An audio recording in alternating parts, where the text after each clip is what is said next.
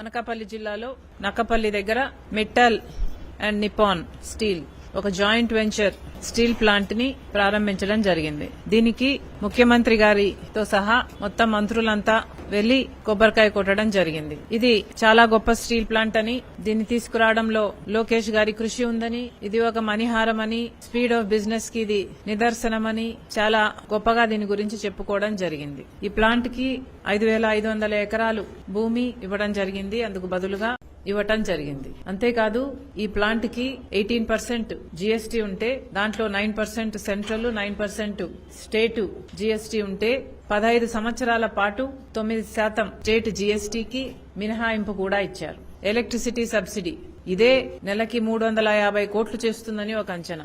ఇలా పెద్ద పెద్ద రాయితీలు ఎన్నో, ఇంకా క్యాప్టివ్ పోర్ట్ అయితేనేమి, లేక నీళ్లు విశాఖ స్టీల్ కు ఇస్తున్న నీటి వాటాలో దీనికోసం ఇంకా డైవర్ట్ చేయడం అయితేనేమి, ఇలాంటివి ఎన్నో రాయితీలు ఈ ప్రైవేట్ స్టీల్ ప్లాంట్ కోసం కేటాయించడం జరిగింది. ఒక ప్రైవేట్ స్టీల్ ప్లాంట్ మీద పాలకులకి ఇంత శ్రద్ధ ఉంది, కానీ ఒక పబ్లిక్ సెక్టర్ యూనిట్ మీద, విశాఖపట్నం స్టీల్ మీద ఎందుకు లేదు అన్నదే బాధాకరం. 32 మంది ప్రాణత్యాగం చేస్తే వచ్చింది విశాఖపట్నం స్టీల్. ఆ రోజుల్లోనే తర్వాత కాలంలో కూడా ఇది భారతదేశంలోనే అతిపెద్ద స్టీల్ ప్లాంట్ గా నిలబడింది. At one point in time, it was a very good profit-making company also. ఒకప్పుడు 35,000 మందికి ఉద్యోగాలు ఇచ్చిన కంపెనీ. ఇంతమంది ప్రాణత్యాగాలతో ఇంకా వేల మంది భూములు త్యాగాలు చేస్తే వచ్చింది ఈ కంపెనీ.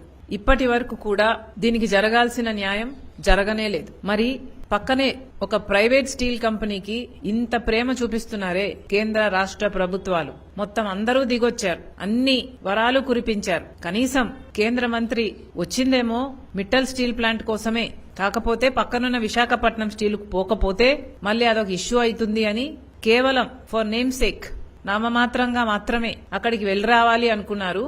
నామమాత్రంగా మాత్రమే వెళ్ళొచ్చారు.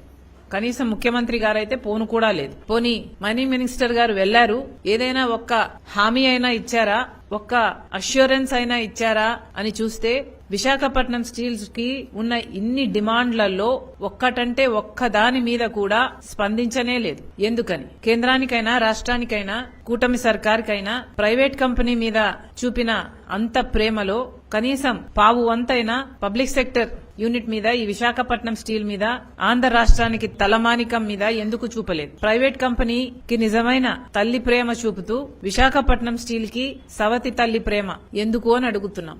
ఈ రోజుటి వరకు కూడా విశాఖపట్నం స్టీల్ ని ప్రైవేటైజ్ చెయ్యబోము అని ఒక్కడంటే ఒక్కడు ఆన్ ద రికార్డ్ అఫీషియల్ గా ఆన్ పేపర్ ఇచ్చిన దాఖలాలు లేవు. ఈ ప్రైవేటీకరణ అన్న కత్తి ఈ రోజుటి వరకు కూడా విశాఖపట్నం నెత్తి మీద వేలాడుతూనే ఉంది. మరి అంత ఇన్సెక్యూరిటీ ఈ పాలకులు కల్పించినప్పుడు అలా చెయ్యబోము అన్న సెక్యూరిటీని కూడా ఈ పాలకులే కల్పించాల్సిన అవసరం లేదా? ప్రైవేటీకరణ చేస్తాము అని ఇన్నిసార్లు చెప్పిన వాళ్ళు ఒక్కసారి కూడా చెయ్యబోము అని మళ్లీ అష్యూరెన్స్ ఇవ్వడానికి వీళ్ళకి ఏ అభ్యంతరం వచ్చింది? ఇది department of investment and public asset management ఇచ్చిన స్టేట్మెంట్లు కొన్ని.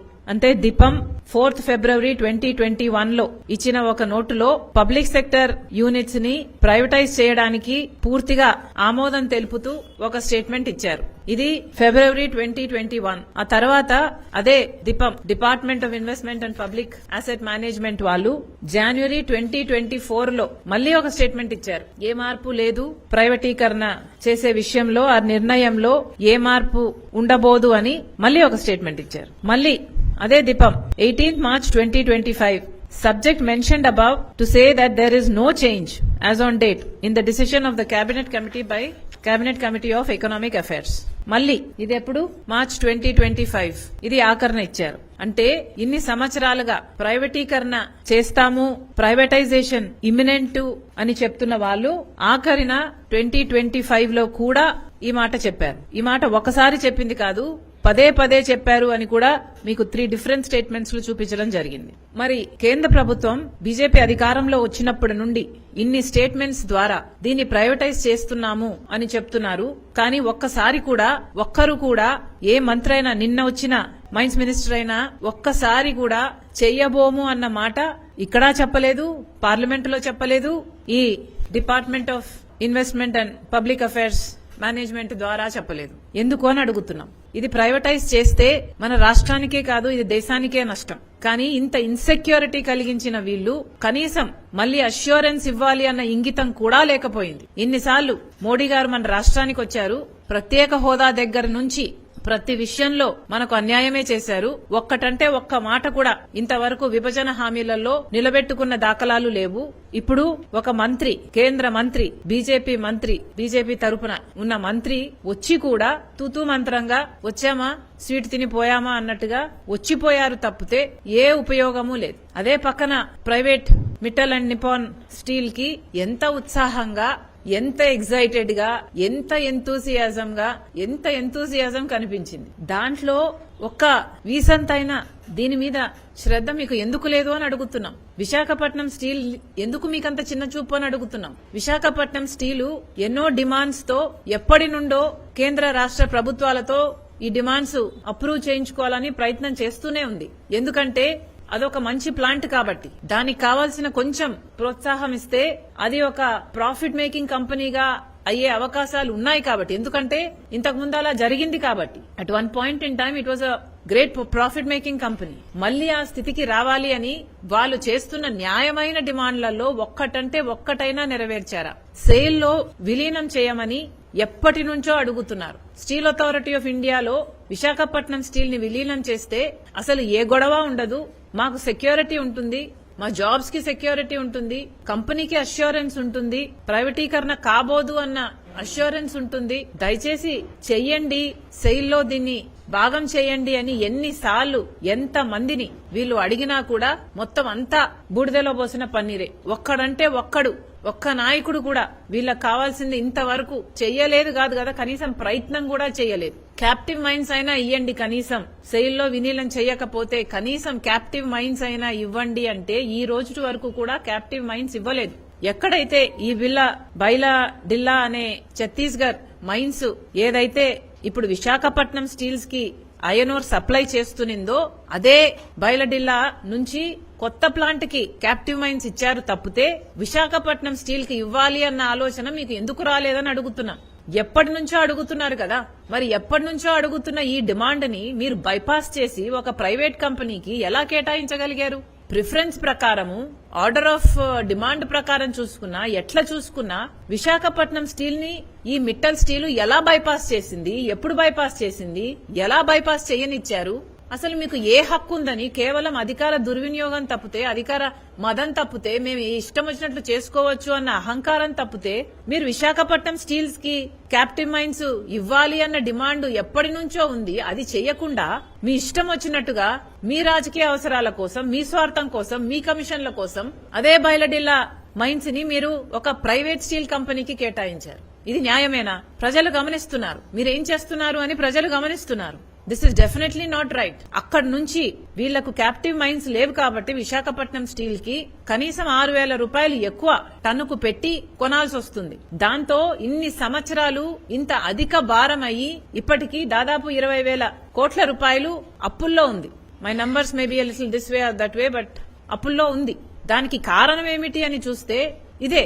ఇయ్యాల్సిన ప్రోత్సాహాలలో ఒక్కటి కూడా ఇవ్వలేదు. సెయిల్లో విలీనం చేయరు, క్యాప్టివ్ మైన్స్ ఇవ్వరు, దేంట్లోనూ రాయితీలు ఇయ్యరు. ఈ ప్రైవేట్ కంపెనీకి ఇన్ని రాయితీలు ఇచ్చారే, ఆ రాయితీలలో ఏ రాయితీ వైజాగ్ స్టీల్ కి లేదు.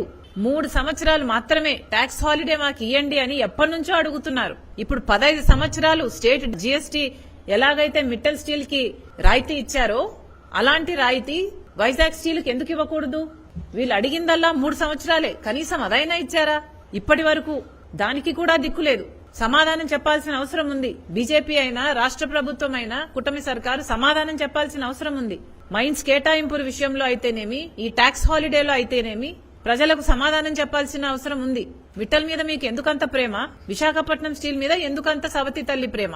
సమాధానం చెప్పాల్సిన అవసరం ఉంది. అదే కాదు, క్యాప్టివ్ పోర్టు కూడా కావాలి అని ఎప్పటి నుంచో అడుగుతున్నారు. వీళ్ళకి ఇవ్వాల్సిన పోర్టును తీసుకెళ్లి అదానికి ఇచ్చారు. దాంతో ఇంతకు ముందు అయ్యే ఖర్చు కంటే ఇప్పుడు ఇంకా ఎక్కువ ఖర్చు అవుతుంది ట్రాన్స్పోర్టేషన్ కి. అది మళ్లీ అధిక భారమే. పోనీ ఎలక్ట్రిసిటీ రాయితీ ఇచ్చారంటే అది లేదు.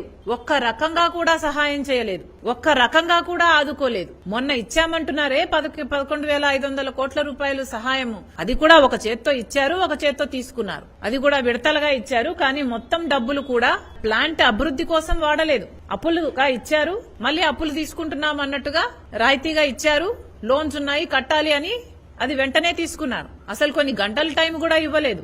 అది ఎంప్లాయీ బెనిఫిట్ కోసం వాడలేదు, ప్లాంట్ అభివృద్ధి కోసం అంతకంటే వాడలేదు. కేవలం 10,000 కోట్ల రూపాయలు సహాయం చేయండి, కొత్త ఎక్విప్మెంట్ కొంటే 7.5 మిలియన్ టన్లు మేము అధికంగా ఉత్పత్తి చేయగలము అని ఎన్నిసార్లు చెప్పినా ఇంతవరకు సహాయం చేయలేదు. పోనీ మీరు ఇచ్చిన డబ్బులు దానికైనా ఖర్చు పెట్టనిచ్చుంటే ఆ ప్లాంట్ అయినా బాగుపడేది. కానీ అది కూడా చేయలేదు. మీ ప్లాన్ అలా డబ్బులు ఇవ్వాలి, మళ్ళీ డబ్బులు తీసుకోవాలి. To begin with it self you began with such a plan. ఇచ్చారు, తీసుకున్నారు. మీరు చేసిన మేలెక్కడా? విశాఖపట్నంకి మేలెక్కడ జరిగింది? ఇది ముమ్మాటికి మీరు మేలు చేసింది కాదు. మళ్లీ చెప్తున్నాం, ఇలా విశాఖపట్నం మీద సవతి తల్లి ప్రేమ చూపడం అన్నది చాలా దురదృష్టకరం. This is not right. పాలకులు అందరూ కలిసి సైలెంట్ కిల్లింగ్ చేస్తున్నారు. దీన్ని అందరూ కూడబలుక్కొని బంగారం లాంటి ప్లాంట్ ని సైలెంట్ కిల్లింగ్ చేస్తున్నారు. కుక్కను చంపాలంటే ఇది ఒక పిచ్చి కుక్క అన్న ముద్ర వేస్తే ప్రజలే దాన్ని రాళ్లేసి చంపేస్తారు అన్నది పాయింట్. ఇది వీళ్ళ పథకం. దీన్ని సైలెంట్ కిల్లింగ్ చేయాలి అంటే ఈ ప్లాంట్ విశాఖపట్నం స్టీల్ ఒక లాస్ మేకింగ్ కంపెనీ అని, ఇక పనికిరాదు అని ఒక ముద్ర వేస్తే దాన్ని ఇంకా ప్రైవేటీకరణ చేసేయచ్చు అన్నది వీళ్ళ ఆలోచన. కానీ వీళ్ళు గుర్తుపెట్టుకోవాల్సిన విషయం ఏమిటంటే పక్కనే హిందుస్థాన్ జింక్ అని ఒక కంపెనీ ఉండేది. దాంట్లో 8,000 మందికి ఉద్యోగాలు ఉండేవి. కానీ బీజేపీ అధికారంలోకి వచ్చిన తర్వాత దాన్ని ప్రైవేటైజ్ చేసేశారు. దాంతో ఆ కంపెనీని మొత్తం షట్ డౌన్ చేశారు. 8,000 మంది ఉద్యోగాలు తీసేశారు. అది వేదాంత గ్రూప్ అనుకుంటా, ఇఫ్ ఐఎమ్ నాట్ మిస్టేకెన్. అది ఒక రియల్ ఎస్టేట్ కంపెనీగా మారిపోయింది. భూములు అమ్ముకోవడానికి మాత్రమే తరమైంది. 8,000 మందికి ఉద్యోగాలు పోయాయి. సో ఈవెన్చువలీ విశాఖపట్నం స్టీల్ కూడా భూముల కోసమే ఇదంతా స్కీమ్ జరుగుతున్నది అన్నది చాలా పెద్ద ఆరోపణ. దీన్ని ఎదుర్కోవాల్సిన అవసరం ఉంది. దీన్ని ఆన్సర్ చేయాల్సిన అవసరం ఉంది. పాలకులుగా రెస్పాన్సిబిలిటీ ఉంది. అలా కాదు మేము దీన్ని ప్రైవేటైజ్ చెయ్యబోము అన్న అష్యూరెన్స్ మంత్రి గారు వెళ్లి కూడా ఇవ్వలేదు అంటే ఇక ఈయన మంత్రిగా ఉన్నదెందుకు? వాళ్ళకి ఏం చేసినట్టు? మంత్రి హోదాలో ఆ ప్లాంట్ వరకు పోయి రావడం అన్నది వాళ్ళకు భారమే కదా. మీరు ఏ సహాయం చేయకపోతే ఎందుకు వెళ్లారండి? వెళ్లడం ఎందుకు, రావడం ఎందుకు? మీరు కనీసం ఇయ్యాల్సిన అష్యూరెన్స్ లలో ఒక్కటైనా ఇచ్చారా? పోనీ పక్కన అంత ప్రేమ చూపిస్తున్నారా మిట్టల్ స్టీల్ ప్లాంట్ మీద? మీకు కూడా ఏదైనా చేస్తాము, ఇది చేస్తాము అని చెప్పే నోరు కూడా మీకు రాలేదు, ఆ మనసు కూడా మీకు రాలేదు. ఎంత దుర్మార్గులండి మీరంతా!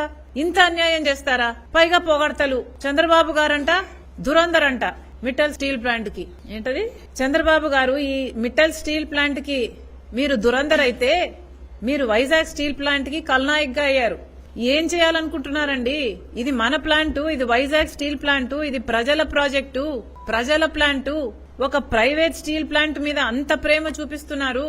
మీరు ఒక విలన్ గా మిగిలిపోవద్దండి అని కోరుతున్నాం. దయచేసి దిస్ ఇస్ నాట్ రైట్. పోనీ ఈక్వల్ ప్లాట్ఫామ్ ఇవ్వండి, ఈక్వల్ ప్లాట్ఫామ్ ఇవ్వండి, సేమ్ ఫుట్టింగ్ ఇవ్వండి. మీరు ఎన్ని రాయితీలు అయితే మిట్టల్ స్టీల్ ప్లాంట్ కి ఇచ్చారో అన్ని రాయితీలు వైజాగ్ స్టీల్ ప్లాంట్ కూడా ఇవ్వండి. Congress party is challenging you today. Mittal steel plant కంటే అద్భుతంగా నడుస్తుంది వైజాగ్ స్టీల్ ప్లాంట్. మీరు అక్కడ ఎన్ని రాయితీలు ఇచ్చారో ఇక్కడ కూడా అన్ని రాయితీలు ఇచ్చి చూడండి. మీకు నిజంగానే చిత్తశుద్ది ఉంది అంటే నిరూపించుకోండి. అలా కాకుండా వైజాగ్ స్టీల్ ప్లాంట్ కి ఇవ్వాల్సిన మేలులన్నీ వైజాగ్ స్టీల్ ప్లాంట్ ఏ డిమాండ్లు అయితే చేసిందో ఆ డిమాండ్లన్నీ వైజాగ్ స్టీల్ ప్లాంట్ మీరు మీట్ కాకుండా మిట్టల్ స్టీల్ ప్లాంట్ కి అందించారు. Vizag steel plant is been asking for captive mine, మీరు మిట్టల్ స్టీల్ ప్లాంట్ కి ఇచ్చారు. Vizag steel plant is asking for electricity subsidy, మీరు మిట్టల్ స్టీల్ ప్లాంట్ కి ఇచ్చారు. Vizag steel plant is asking for captive port, మీరు మిట్టల్ స్టీల్ ప్లాంట్ కి ఇచ్చారు. ఇక్కడ ఏ అయితే డిమాండ్లు ఉన్నాయో ఇక్కడ మీట్ చేయకుండా మీరు మొత్తం అన్ని మిట్టల్ స్టీల్ ప్లాంట్ కి ఇస్తే మరి పబ్లిక్ సెక్టర్ యూనిట్ గా ఉన్న వైజాగ్ స్టీల్ ప్లాంట్ గురించి ఎవరు పట్టించుకుంటారండి? మీరు ముఖ్యమంత్రి హోదాలో ఉన్నారు. చంద్రబాబు గారు ఈక్వల్ ఆపర్చునిటీస్ ఇవ్వాలి, ఈక్వల్ ఫుట్టింగ్ ఇవ్వండి. Congress party is challenging you. Vizag steel plant will out do Mittal steel plant. This is not right. మళ్లీ డిమాండ్ చేస్తున్నాం, వైజాగ్ స్టీల్ ప్లాంట్ ను ఆదుకోవాల్సిన అవసరం ఉంది.